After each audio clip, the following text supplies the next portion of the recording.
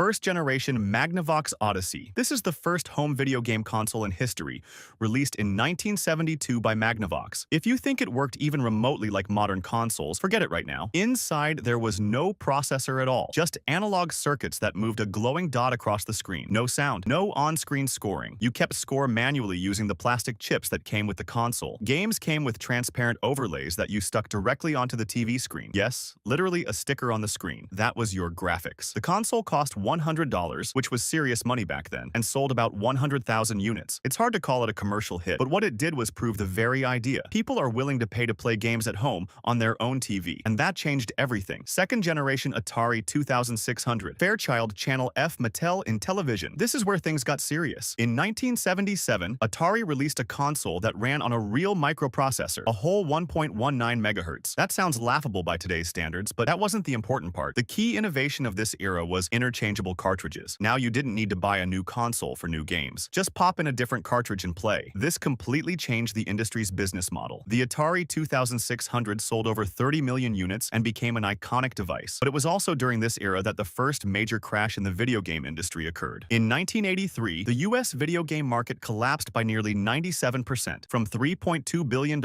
down to a measly $100 million.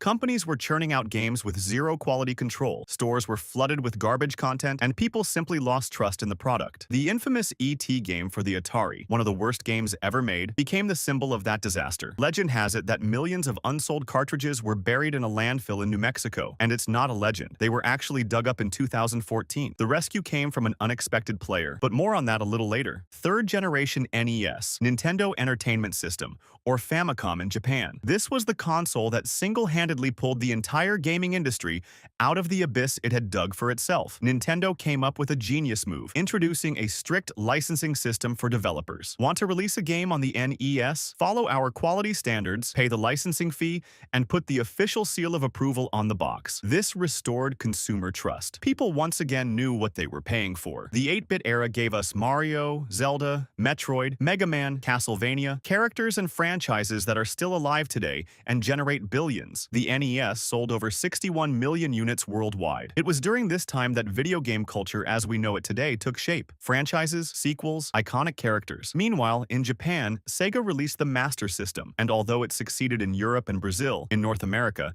Nintendo crushed its competitor almost completely. Fourth generation. The 16-bit wars. One of the fiercest chapters in gaming history. Sega entered the market with the Mega Drive in 1988 and launched one of the most aggressive marketing campaigns ever. Genesis does what Nintendo don't. Direct, bold, provocative. Nintendo's answer was the Super NES in 1990, and the real console war began. Sonic versus Mario. Sega versus Nintendo. Kids in school split into two camps, and it was absolutely serious. The Super NES boasted a more advanced sound chip and the Mode 7 graphics mode, which allowed for pseudo 3D effects. That's how the tracks in Super Mario Kart looked. The Mega Drive pushed its speed and more mature content. This was also when game rating systems first appeared. After the release of Mortal Kombat, with its bloody finishing moves, parents began complaining en masse to the US Congress. This ultimately led to the creation of the ESRB in 1994, the age rating system still used throughout North America today. Fifth generation, the 3D revolution. PlayStation, Nintendo 64, Sega Saturn. The world moved from pixels to polygons, and it was a genuine cultural shock. Sega was first to market with the Saturn, but made a strategic mistake, announcing the console's launch right at E3 and starting sales immediately, catching developers and retailers off guard. This damaged trust in the platform before it even got going. Sony, however, entered the market not as a traditional gaming company, but as an electronics manufacturer, and immediately turned everything upside down. The PlayStation used discs instead of cartridges. This was radically cheaper to produce, which attracted developers. Games became longer, more complex, and more cinematic. Final Fantasy VII, Metal Gear Solid, Resident Evil, Tomb Raider. These games proved that video games could tell serious, adult stories and evoke real emotions. The Nintendo 64 stuck with cartridges longer than anyone. They were faster than discs in terms of load times, but significantly more expensive to produce. The result: the PlayStation sold 102 million units,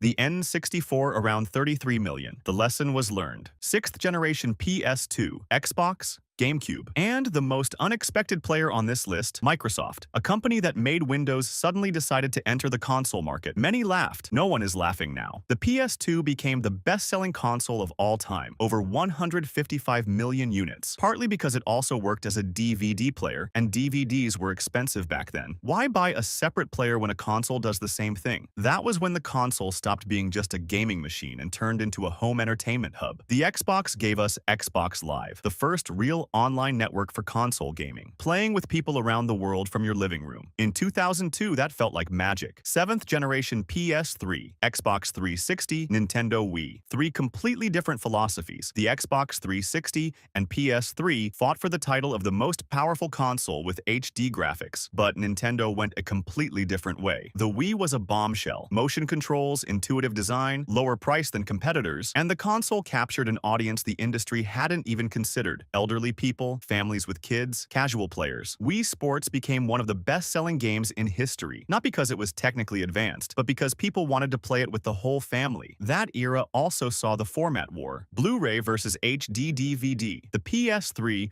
won not only on the gaming front, but also in the video market because it was the cheapest Blu-ray player available. The same trick as the PS2 with DVDs all over again. 8th generation PS4, Xbox One, Nintendo Switch. This is where consoles finally turned into computers. The PS4 and Xbox One ran on x86 architecture, the same as regular PCs. Game development became easier, and ports between consoles and computers became cheaper. Nintendo surprised everyone again. The Switch is a hybrid, home console and handheld at the same time. Pull it out of the dock, get on the subway, keep playing. Sounds simple, but no one had done it properly before. It was in the 8th generation that cloud game streaming started to be taken seriously. Why buy expensive hardware if you can stream a game from a server? 9th generation PS5 and Xbox Series X. The main revolution here isn't the processor or the graphics, it's the SSD. Solid-state drives didn't just change loading times, they changed how games are designed. Developers used to put in long corridors and elevators just to hide the loading of the next area. Now, that's no longer necessary. Ray tracing, 4K, 120 frames per second, all of this became reality. And for the first time ever, Microsoft stated that they don't really care what you play on Xbox, PC, or cloud via Game Pass. That's a complete reversal of philosophy, from selling hardware to selling a subscription. What's interesting, each generation changed not just technically, who plays, why they play, and how they play. That changed too. From analog stickers on a TV to cloud streaming in 4K, all in just about 50 years. Not bad for an industry that was already written off back in 1983.